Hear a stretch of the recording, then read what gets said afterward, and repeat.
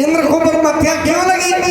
आइए जरा जानते हैं इंद्र को मध्या क्यों लगी। इंद्र क्या कर रहे थे? यज्ञ कर रहे थे। और यज्ञ होता किस लिए? ब्रह्मवाणी कहती है यज्ञादि भवति पर्जन्या पर्जन्यादि संभवा। किसके लिए? तो यज्ञ हो रहा था तो यज्ञ से मेघ बनते हैं, मेघ से जलवृष्टि होती है और जलवृष्टि से कृषि कार्य होते हैं, कृषि कार्य से अन्नोपार्जन होता है और अन्नोपार्जन से जीवोद्धार होता, जीव कल्याण होता। तो इंद्र जो यज्ञ कर रहा था अपने लिए नहीं कर रहा था, किसके लिए कर रहा था? जल के लिए, वनस्पतियों के लिए, वृक्ष के लिए और जीव के लिए। और चारों को बांटा गया। किसको बांटा गया? पहले धरती को बांटा गया। ये जो धरती बंजर होती, भूमि बंजर होती है, ये क्यों होती है? ये ब्रह्म हत्या का कारण है। दूसरा किसको मिला? वृक्ष को मिला, वनस्पति। वृक्ष में जो गाद आती है ये क्यों आती है? ये ब्रह्म हत्या है। तीसरा मिला जल को। ये जल में जो झाग है, जो फेना है, जो काई है, ये क्यों आती है? ये ब्रह्म हत्या है। चौथा किसको मिला? नारी समाज को। नारी समाज परम पवित्र हुआ करती थी। नारी समाज परम पवित्र हुआ करती थी, जिसमें भगवान के द्वारा निर्णय लिया गया। तो कहा कि श्राप कोई नहीं लेगा, श्राप के साथ वरदान दिया जाएगा। महिलाएं मासिक रजस्वला होंगी, लेकिन कब होगी? जब इससे कुछ लाभ होगा। लाभ क्या होगा? कि मासिक रजस्वला तो होंगी और पवित्र तो होंगी, लेकिन इसी से पुत्र की प्राप्ति भी, पुत्र प्राप्ति का साधन भी यही बनेगा। दूसरा, धरती बंजर तो होगी, लेकिन धरती में एक गुण दे दिया जाएगा।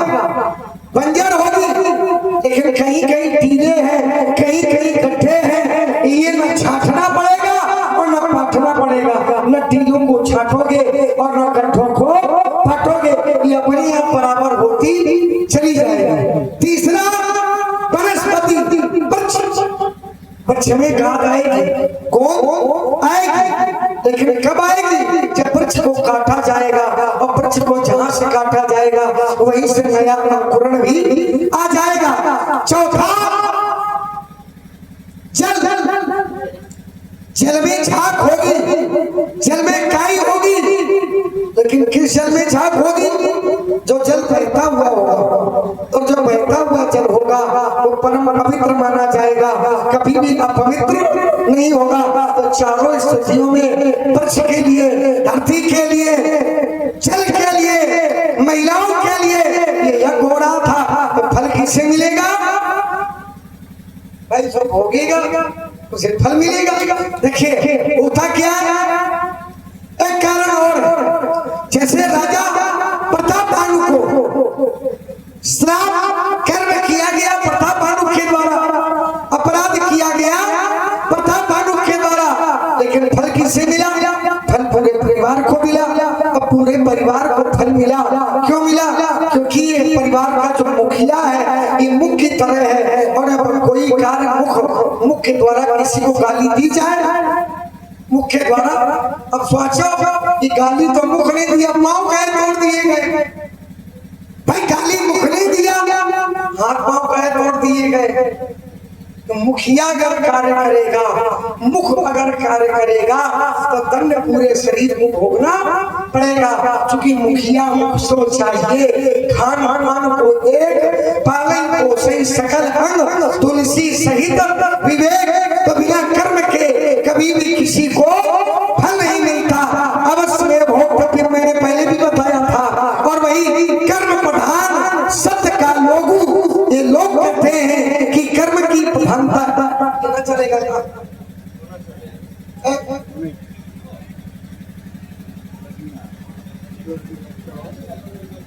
केवल शोभा बढ़ाने के लिए खाट को चलवाओ।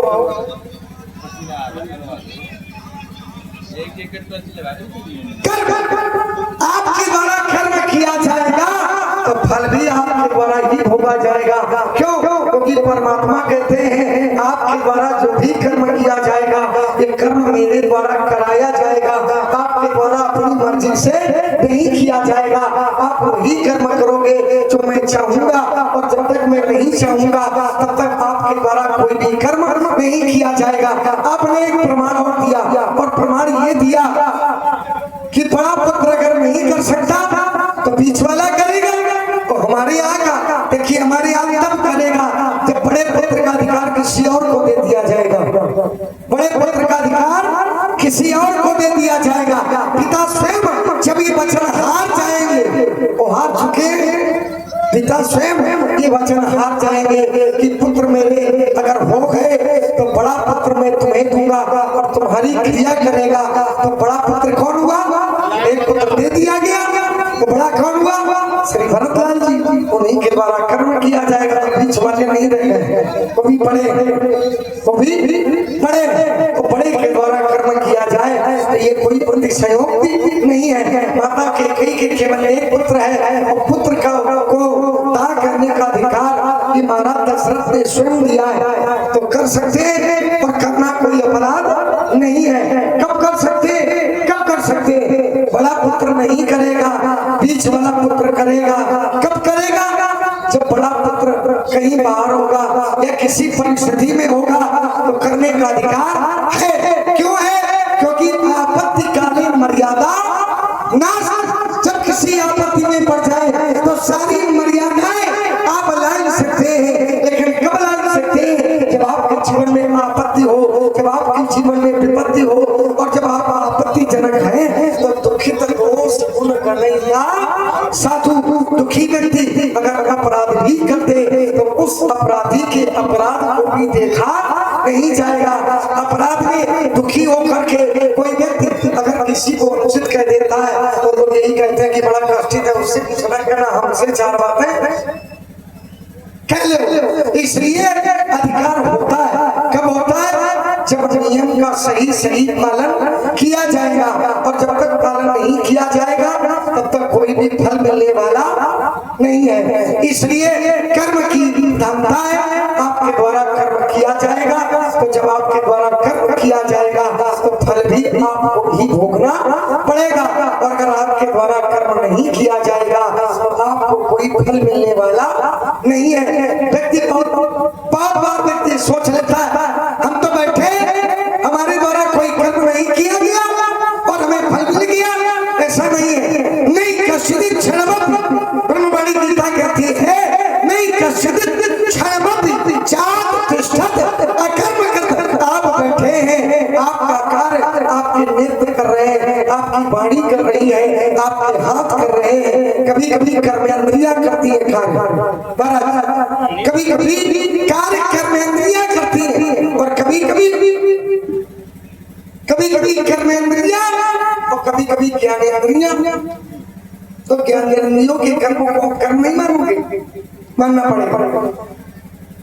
अगर कर्मेंद्रियां कर्म करेंगी तो मान्य है, और ज्ञानेंद्रियां कर्म करेंगी तब भी कर्म मान्य है। आपके द्वारा ऐसा कोई भी क्षण नहीं जाता है जिस क्षण आपके द्वारा कर्म न किया जाए। सुखाय दुख मोक्षाय कुर्वती दंपति क्रिया। सुख की प्राप्ति के लिए, दुख की निवृत्ति के लिए कर्म आपको करना पड़ेगा, और अगर आपके द्वारा कर्म नहीं किया गया तो फिर आपको फल भी मिलने वाला नहीं। बहुत सुंदर। लेकिन संत कर्म करते हैं, लेकिन कर्म के फल को नहीं भोगते। यस्य सर्व समारंभा काम संकल्प विवर्जिता ज्ञानाग्निदग्ध कर्माणि तमाहो पंडितम बुधा। ज्ञानी जो होता है वो योग रूपी अग्नि में कर्मों को जला करके कर्मों से विलुप्त हो जाता है।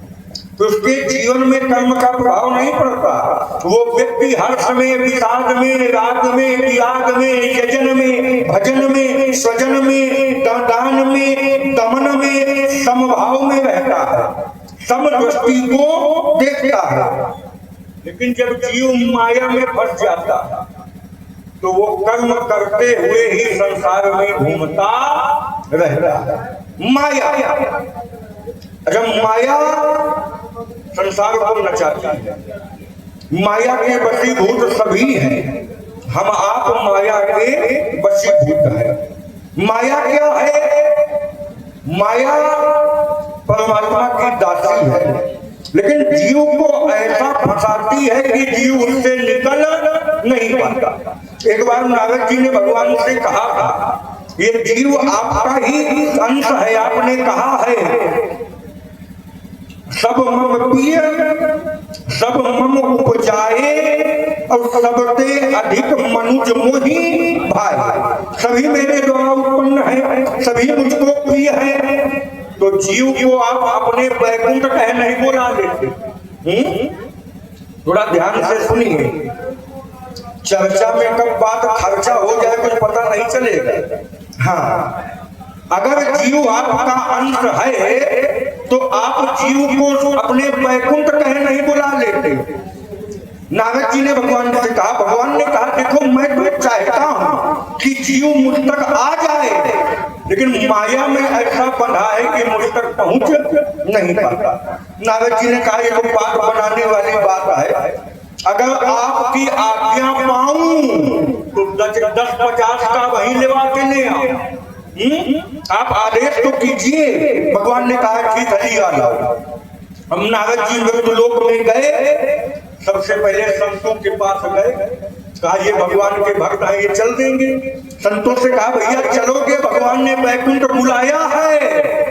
संतों ने कहा हम आप बैकुंठ जाएंगे, महाराज नारद जी तो वहीं चले जाओ। कुछ ऐसे मिले जिन्होंने कहा नारद जी बैकुंठ चल तो देता, लेकिन अभी हम ऐसी समस्याओं में फंसे हैं कि बैकुंठ। तभी नारद जी को एक व्यक्ति ऐसा मिला, व्यापारी था, व्यापार करता था। नारद जी ने कहा बैकुंठ चलोगे भैया? उसने कहा हमारे लिए तो विशेष कोई नर्क होगा, दिन रात दाढ़ी मारी थी, हमारे लिए विशेष नर्क होगा। कहा नहीं, भगवान ने कहा है, कहा अगर हमारे कोई पुत्र नहीं है, अगर कोई पुत्र हो जाए तो बैकुंठ तुरंत चल देंगे। नारद जी ने कहा ठीक है, कहा जाओ हमारा आशीर्वाद है, तुम्हारे एक पुत्र होगा। संत की कृपा से उनके यहाँ एक पुत्र हुआ। नारद जी ने कहा भैया चलो। उसने कहा नारद जी अभी तो लड़के का जन्म हुआ है, अभी न बड़ा न भात न छठी न बड़ा हो, थोड़ा रुकिए हम बैकुंठ चल देंगे, कोई बात नहीं। नारद जी ने कहा ठीक है। नारद जी फिर रुक गए। अब फिर नारद जी आए, कहा बालक का नामकरण हो गया है, थोड़ा बड़ा हो गया है, पढ़ लिख जाए, थोड़ा समझ जाए, फिर बैकुंठ चलेंगे। कहूँ बैकुंठ कहूँ भागा जाते। अब उधर नारद जी को भगवान बार बार कहते थे कि कोई मिला। नारद जी ने कहा एक ग्राहक ठहरा हुआ है, आज एक वाइन गई। बार बार नारद जी उसको चेतना देते रहे। बालक का विवाह हो गया, बाद में उसने नारद जी से कहा नारद जी ऐसा करो, हमारे यहाँ बालक का जन्म हो गया, बालक के बालक का जन्म हो गया, अब बैकुंठ के खातिर तुम दूसरे का ढूंढ ले हो, तब हमका है ही बैकुंठ है। तो यही है प्रचंड माया, अति प्रचंड रघुपति कहे माया, जो जीव को चारों ओर से घेरे रहती है। माया से जीव नहीं बच सकता, माया से वही बच सकता है जिस पर परमात्मा की बहुत बड़ी कृपा हो जाएगी। और सबसे बड़ी बात, नाम बता दो, दान वाला काम का ये हमारे बाबूजी कुशवाहा 50-15 दे रहे हैं, बहुत धन्यवाद। बात आई साधु की। देखिए अगर संत का अपमान हो जाए तो वो कहीं ना कहीं महाराज ग्रहण करने योग्य। अच्छा ईमानदारी से बताइए यहाँ संत का अपमान हुआ कि नहीं हुआ? यहाँ महर्षि दधीच ने जिस महर्षि दधीच की अस्थियों से जिस आयुध का निर्माण हुआ, जिसकी पूजा होती रही हो, जिसकी अर्चना होती रही हो, जब काम निकल गया तो हुआ कर फिर हुआ क्या ये उचित है? हमने जब देखा तो देखे चाप खंड महिला, जब हमने धनुष को धरती में अनाथों की तरह फड़फड़ा देखा तो हमारे हृदय में क्रोध का जन्म हुआ। क्यों? क्योंकि ये धनुष हमारे पूर्वज अथर्वा के पुत्र दधीच की हड्डियों का बना हुआ था। संसार में अपनी जाति का अपमान हो जाए ये सबसे बड़ा अपमान है। यद्यपि जग दारुण दुख नाना और सबसे कठिन जाति अपमाना, तो इसलिए हमारा विरोध हुआ। देखिए महाराज आपने एक घटना बताई और कहा कि जो ऋषि मुनि होते हैं, जो श्रेष्ठ मुनि होते हैं, अब वो लोग अपने कर्म सारे परमात्मा के चरणों में समर्पित कर देते हैं। देखिए जब कर्म समर्पित कर देते हैं तब भी उन्हें कुछ मिलता है। क्या मिलता है? कर्म शुभाशुभ न्याय और बुद्धि सिलावे ज्ञान खरत तो ममता मल जल जाए। ममता रूपी मैल जल जाता है, और जब ममता रूपी मैल जल जाता है तो किनके प्रति प्रेम होता है? भगवान के चरणों में। और जब भगवान के चरणों में प्रेम होता है, भगवान स्वयं कहते हैं सर्वधर्माणि परित्यज्य मामेकं शरणं व्रज अहं त्वां सर्वपापेभ्यो मोक्षयसि मा शुचः। मैं तुम्हें सारी पापों से मुक्त कर देता हूं। तो होता क्या? फल किससे मिला? जिसने कर्म किया उसे फल मिला। पहली बात का उत्तर। दूसरा आपने क्रम बताया और कहा कि नारद जी ढूंढने के लिए गए और नारद जी को कोई मिला नहीं। कोई नहीं मिला। कोई नहीं मिला। कोई नहीं मिला। कौनो नहीं मिला। मिला। कौन मिला? नारद जी को मिला। एक ऐसा व्यक्ति मिला जिसने कर्म किया, भगवान ने कराया। और कर्म क्या किया? चोरी की। कर्म क्या किया? चोरी की। कर्म क्या किया? डाका डाला। कर्म क्या किया? लूटपाट की। और फल क्या मिला? उल्टा नाम जपत जग जाना और वाल्मीकि रे। क्यों? चोरी किया, डाका डाला, लूटपाट की, लोगों को मारा पीटा, और फल क्या मिला? क्यों मिला? क्यों मिला? यही सर्वधर्माणि परित्यज्य मामेकं। नारद जी ने सब कुछ किया और सब कुछ बोलने के बाद नारद जी ने क्या नाम बोला? मरा मरा मरा मरा मरा। और निरंतर जब आप मरा मरा मरा मरा कहते हैं तो कह करके कभी अभ्यास करिएगा। आप मरा नहीं कहते, आप क्या कहते हैं? राम कहते हैं। और आप राम कहते हैं तो राम कहने से आपके जीवन के पाप नष्ट हो जाते हैं। होता क्या? सत्यम रघुनाथस्य सतकोटि प्रविष्टरम एकैकमक्षरम पुंसां महापातक नाशनम। महान से महान पापों का शमन हो जाता है। कब होता है? एकैकमक्षरम पुंसां महापातक नाशनम। श्री राम जी के नाम का एक अक्षर आपके द्वारा तुलसी जिनके मुखन से धोख्यों के सब राम तो तिनकी पग की पग पड़ियो मेरे तन को चाप। आपने कहा कि परमात्मा ने सबको पैदा किया, वो कर्म के अनुसार फल मिलता। मगर कर्म के अनुसार फल मिलता तो ब्राह्मण क्षत्रिय वैश्य क्यों? ये भी जन्म कर्म से है, ये भी कर्म से। और कर्म से ही भक्त परमात्मा को प्राप्त करता है। परमात्मा ने कहा सब मम प्रिय सब मम उपजाए और सबसे अधिक मनुष्य मुई।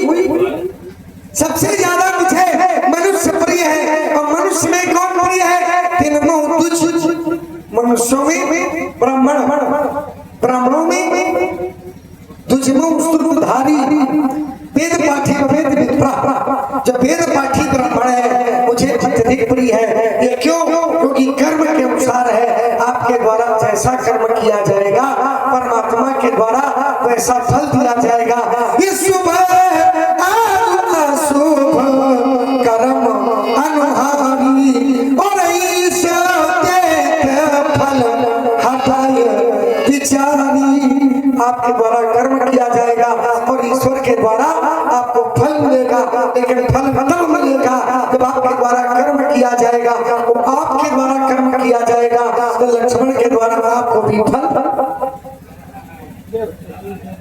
ये नहीं आज की बात।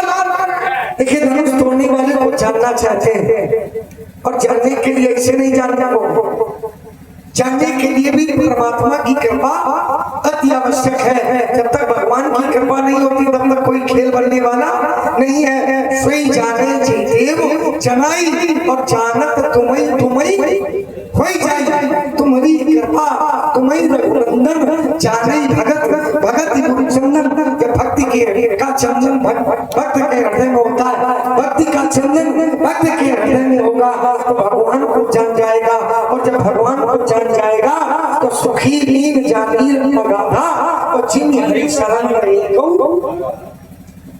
आइए विचार करेगा श्रीमान लक्ष्मण ने कुछ वक्तव्य रखे। रत्नाकर नामक डाकू को नारद जी के दर्शन हुए। नारद जी हैं संत, और संत दो प्रकार से मिलते हैं, या तो हरि की कृपा हो जाए या तो पुण्यों का उदय हो जाए। बिनु हरि कृपा मिले ही नहीं संता, और पुण्य पुंज बिनु मिले ही ना संता। तो बड़ा साधन है, या तो परमात्मा की कृपा हो जाए या तो पुण्यों का उदय हो जाए। तो जो व्यक्ति किसी को मारता रहा हो, लोगों का महाराज अपहरण करता रहा हो, उस पर परमात्मा की कृपा होगी। और दूसरी बात, जो जीवन में पाप ही करता रहा हो तो क्या उसके पास पुण्य होगा? जब पुण्य नहीं है, हरि की कृपा नहीं है, तो फिर नारद जी कहां से आते हैं? क्योंकि साधन तो ही है हरि कृपा, जब तो पुण्य पुण्य आइए।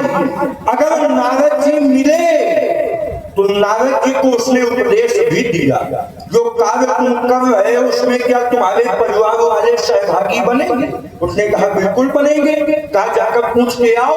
उसने कहा अच्छा हम पूछने जाए और 9-11 हो जाओ, ऐसे नहीं बनेगा। पहले मैं आपको वृक्ष में बांधूंगा, फिर जाकर के परिवार से पूछूंगा। परिवार से पूछा, लेकिन परिवार वालों ने मना कर दिया। जो कर्म तुम कर रहे हो उसके भागीदार तुम स्वयं होंगे। हृदय में वैराग्य आया, नारद जी से उपाय पूछा तो नारद जी ने कहा ऐसा करो, राम राम जपो। इतना पाप किया था कि राम मुख से नहीं निकल रहा। नारद जी ने कहा कोई बात नहीं, ऐसा करो मरा मरा जपो। 2 बार मरा जपोगे तो एक बार राम अपने आप निकल आएगा। इसलिए उल्टा नाम जपत जग जाना, तो वाल्मीकि भय ब्रह्म समान। तो क्या वाल्मीकि ब्रह्म के समान हो जाएगा? ब्रह्म तो एक है ना, एको ब्रह्म द्वितीयो नास्ति। जब ब्रह्म एक है तो फिर वाल्मीकि कैसे ब्रह्म के समान हो जाएगा? क्योंकि ब्रह्म की स्थिति अलग है और वाल्मीकि की स्थिति अलग है। ब्रह्म के लिए कहा गया है बिनु पद चले, सुने बिनु काना, कर बिनु कर्म, करे बिनु नाना, आनंद रहित सकल रस भोगी, बिनु वाणी बकता बड़। जो ब्रह्म के हाथ नहीं है, कर्म करता है, चरण नहीं है, चलता है, मुख नहीं है, बोलता है, नेत्र नहीं है, देखता है, मन नहीं है, लेकिन आनंद का अनुभव। वाल्मीकि की आंखें नहीं है कि मुख नहीं है कि पाए नहीं है, सब तो है कि कैसे वाल्मीकि भय ब्रह्म समाना। पहली बात। दूसरी बात, राजकुमार लक्ष्मण ने कहा, परमात्मा ने कहा है सब मम प्रिय सब मम उपजाए, और सब ते अधिक मनुज मोहि भाए। 3 माह तुझ माह श्रुतिधारी, 3 माह निगम नेत्र अनुहारी। सब मुझको प्रिय है। मनुष्य में तुझ माने इसका 2 बार जन्म हो, एक बार माता के गर्भ से और एक बार संस्कारों के द्वारा। ब्राह्मण, क्षत्रिय, वैश्य, ये तीनों तुझ हैं, क्योंकि 2 बार जन्म होता है। एक बार माता के गर्भ से, दोबारा जब उसका यज्ञोपवीत संस्कार होता है तो उनका पुनः जन्म होता है। तभी यज्ञोपवीत का एक नाम है उपनयन संस्कार। उपनयन तो ब्राह्मण, क्षत्रिय, वैश्य का 2 बार जन्म होता है। ये जो हमारे आपके दांत हैं ये भी 2 बार उत्पन्न होते हैं, इनको भी तुझ कहते हैं। और जो पक्षी हैं इनको भी 2 तुझ कहते हैं, क्योंकि एक बार माता के गर्भ से फिर अंडों के द्वारा। तो परमात्मा को जो ज्ञानी है वो विशेष प्रिय है। भगवान ने गीता में कहा है ज्ञानी त्वात्मयी वो में मतम, जो ज्ञानी है वो मेरी आत्मा है। तो आत्मा से ज्यादा कोई प्रिय होगा क्या? अगर शरीर से आत्मा निकल गई तो ये शरीर व्यर्थ हो जाता है। तो यदि अगर ज्ञानी परमात्मा की आत्मा है, फिर परमात्मा का भक्त कौन है? भक्त भी तो कोई होगा। जब परमात्मा से पूछा गया तो परमात्मा ने कहा भक्त भी मेरा परमात्मा। अगर ज्ञानी मेरी आत्मा है तो भक्त भी मेरा परमात्मा है। अगर भक्त न होते तो संसार में मुझको भगवान कहने वाला कोई न होता। बात आई जाने बिन न होए प्रकृति, बिना जाने किसी को माना नहीं जाता, और जब तक माना नहीं जाता तब तक जाना नहीं जाता, और जब तक जाना नहीं जाता तब तक प्रेम नहीं होता, और जब तक प्रेम नहीं होता तब तक समर्पण भी नहीं होता। तो कहे जब तक जानोगे नहीं तब तक मानोगे नहीं। बेटा हमारे पास साधन है, साधन का ढेर लिए घूमते रहते हैं। अगर साधन ना हो तो संत ना है, साधन है। कहा सो जानब ये सत्संग प्रभाव, तो लो कहूँ वेद न आन उपाओ। हमारे पास साधन है, सत्संग का साधन, और सत्संग के द्वारा यही का योग का जान सत्संग के द्वारा जानेंगे बेटा। हाँ देखिए महाराज, आपने कहा कि वाल्मीकि जी ब्रह्म के समान कैसे हो गए, कैसे हो गए? तो आपने कहा कि ब्रह्म तो वो है जो फिर पर चले, सुने भी नहीं खाना, कर भी नहीं कर्म, करे भी नहीं गाना, बिना पैरों के। तो क्या ब्रह्म के पैर नहीं होते क्या? ब्रह्म का कोई व्यक्तिगत आकार नहीं होता। ब्रह्म कहते हैं न साकार हूं न निराकार हूं, अति की भावना का तदाकार हूं। ब्रह्म कौन है? अगुण, गुण रहित, अनादि, आदि रहित, अलग, दृष्टि रहित, अज, जो अजन्मा है, जो भी भगत प्रेम बस प्रकट सो वही अजन्मा है। भगवान के पैर नहीं होते। क्यों पैर नहीं होते? बिन पर चले, बिना पैरों के चलते। बिना पैरों के भगवान देखे कभी? बिना पैरों के भगवान देखे नहीं? देखे ना। आप किन्हें भगवान मानते हैं? आप किससे भगवान मानते हैं? कोई ऐसा है? भक्तों को भगवान मानते हैं, भक्तों को भगवान मान लेते हो तो भक्तों की पूजा करो, कर मंदिर न जाना कल से। क्या होगा? जाना पड़ेगा। नहीं, उसकी आवश्यकता तो नहीं है, उसकी आवश्यकता नहीं है। चलो नहीं, अच्छा नहीं, क्या कहना चाहते इसमें बोलोगे क्या?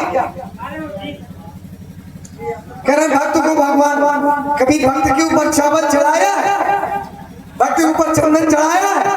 भक्त को भोग लगाया है? भक्त को भगवान नहीं मानते। भगवान तो भगवान है, भगवान थोड़ी भक्त हो जाएगा। भक्त भक्त है। हाँ, अंतर इतना है, अंतर इतना है। अंतर क्या है कि जो भगवान का अत्यधिक प्रिय होता है, भगवान उसके नाम की माला जपने लगते हैं। और जब भगवान स्वयं जपे, आपने कहा कि बिल पर चले, अब थोड़ा सा जानकारी लो, है ना? पंडूक न बनो। कुएं का मेढक होता है, वो कुएं के अंदर जब रहता है तो उसको लगता है कि कुएं में ही संसार है। भगवान की पैरों से चलते हैं, और जब पैर वाले हैं वही बिना पैर से चलते हैं। थोड़ा पढ़िए, मानस का अध्ययन करिए, सब कुछ आएगा। चिंतन करने की आवश्यकता है, चिंता करने की आवश्यकता नहीं है। गीता में एक शब्द लिखा, व्यर्थ में चिंता न करो। बिन पग चले सुने बिन गाना। तो कैसे? जो बिना पैरों के चलता है वो पैरों वाला ही बिना पैरों के चलता है। कैसे चलता? यहाँ वहाँ बालक देखा, मृति भ्रम बोल ज्ञान भी सीखा, जिसमें माता ने पकवान बनाया भगवान की पूजा करने के लिए। और जब पकवान बनाया तो बालक भगवान की पूजा करने के लिए रसोई में बालक को छोड़ करके और वो भगवान के दरबार में रखने के लिए गई। देखा भगवान के दरबार में भी वही बालक है कि माना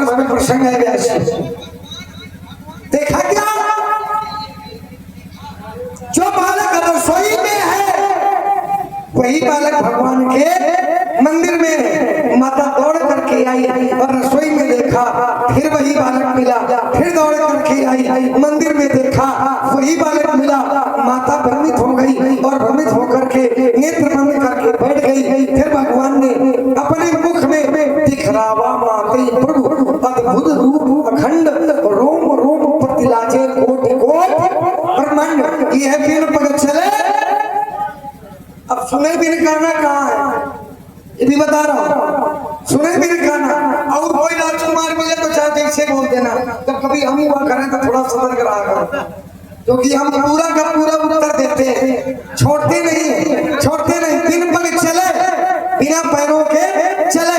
इसका प्रमाण मिला कि पैर वाला ही बिना पैरों के चलता है। ठीक, संतुष्ट होगी नहीं और संतुष्ट करते हैं। सुने बिन काना, बिना कानों के भगवान कैसे सुनते हैं? कान है, ऐसा नहीं कि कान नहीं है, लेकिन बिना कानों के भी सुनने का अधिकार है, क्योंकि अंतर्यामी कहाँ सुना? जिसमें भगवान ने बाली का वध किया। बाली कहा था? अपने भवन में था। बाली कहा था?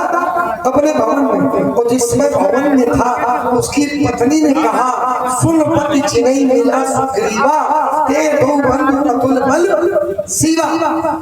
का बाली सुंदीर प्रिय संदर्शी रघुनाथ, जो कदाच मोई मारी है तो पुनि हो सना।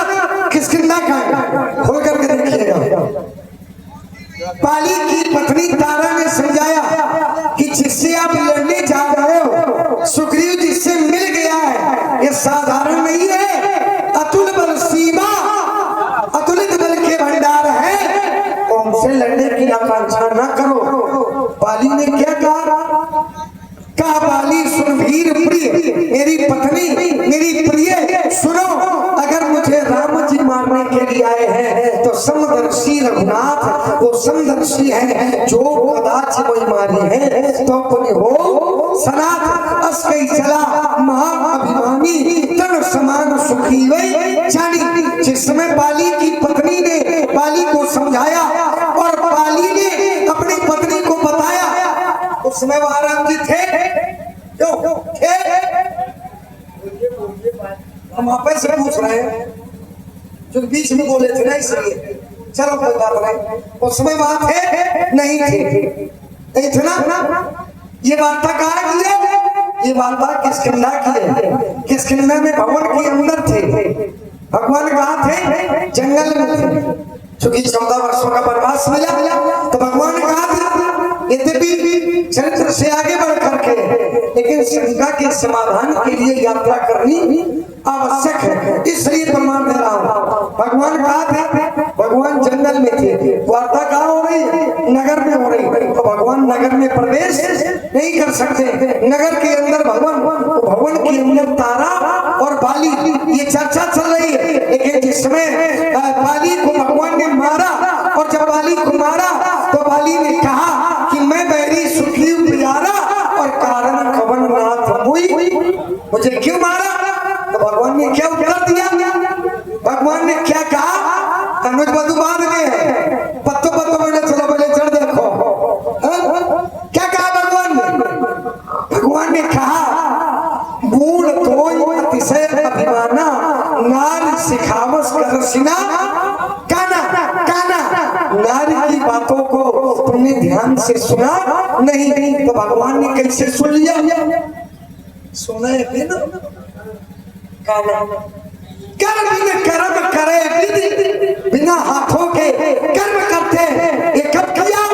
जिसमें भगवान ने अंगद को लंका भेजा और अंगद ने रावण को बहुत प्रकार से समझाया, लेकिन रावण ने अंगद की बात नहीं मानी। और जिसमें अंगद की बात रावण ने नहीं मानी, तो भगवान रावण ने क्या किया? रावण ने अपनी प्रतिष्ठा लगाई, अंगद ने अपना पैर जमा दिया। अंगद का जब पैर जमा तो सब कोई उठाने के लिए चले। इंद्रजीत आदिक बलवाना, बहुत बड़े बड़े बलवान इंद्रजीत, जिन्होंने इंद्र को जीता, मेघनाथ जैसे बलवान अंगद जी के पैर को उठाते रहे, लेकिन नहीं उठा पाए। उठाने के लिए कौन गया?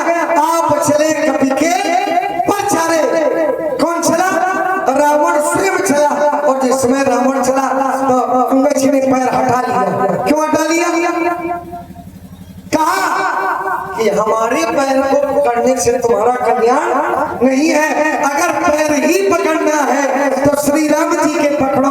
और इतना कह करके रावण के चारों मुकुटों को फेंक दिया। जिसमें राम जी ने मांगा और राम जी ने पूछा कि ये मुकुट है, ये क्या है जो अंगद जी तुमने फेंका है? ताश मुकुट तुम चार चलाए, ये मुकुट चलाए हैं, ये मुकुट कैसे? तो अंगद जी ने कहा कि मुकुट न होई भूप गुणचारी, ये मैंने नहीं चलाया, ये आपने चलाया है, ये आपके द्वारा फेंके गए हैं। क्यों? क्योंकि रावण के पास न साम है, न दाम है, न दंड है और न भेद है। तो जब चार गुण नहीं है तो चार मुकुट होने की आवश्यकता भी न पूर बसई नाथ का बेटा साम दाम और दंड विभेदा। ये कार्य किसने किया? ये कार्य मैंने नहीं किया, ये कार्य रावण ने नहीं किया, तो ये कार्य किसने किया? ये कार्य राम जी ने किया। और राम जी ने कैसे कार्य किया? जैसे दिन बिन चले, जैसे सुने बिन काना, वैसे कर बिन कर्म करे विधि। वही जो पैरों वाला है वही बिना पैरों के चलता है, वही पैरों वाला कभी बिना पैरों के चलता है और कभी भक्तों के लिए नंगे पांव दौड़ करके आता है। सुने बिन काना, वही जो कानों से सुनता है। क्या सुनता है? श्री रामचंद्र कृपाल भजन जो कानों से सुनता है, वही बिना सुने भी आपके मन की बात जान जाता है। तो कारण रहित दयाल, बिना कारण के कृपा करने वाले असप्रभु दीन बंधु, दीन बंधु है, हरि है, परमात्मा है। तो सुने बिन काना, कर बिन कर्म करे बिन नैना। प्रयोग है, पैर है, लेकिन भगवान को कोई पैरों की आवश्यकता नहीं है। क्यों नहीं है? क्योंकि भगवान कण कण में है, भगवान कण कण में है, वही अणु में है, वही कण में है और वही परमाणु में है। अपने कहा कि हमारा काम बेटा हो जाएगा, कैसे हो जाएगा? तो कहा सो जाना सत्संग पर आओ, सत्संग से मेरा कार्य हो जाएगा। देखिए महाराज, सत्संग से आपका कार्य हो जाएगा, लेकिन राम कृपा की आवश्यकता है। मैंने कहा था कि राम कृपा के बिना कोई खेल बनने वाला नहीं है। जब तक राम जी की कृपा नहीं होगी तो कोई खेल नहीं बनेगा। आपने कहा बनेगा, कैसे बनेगा? तो बोले सत्संग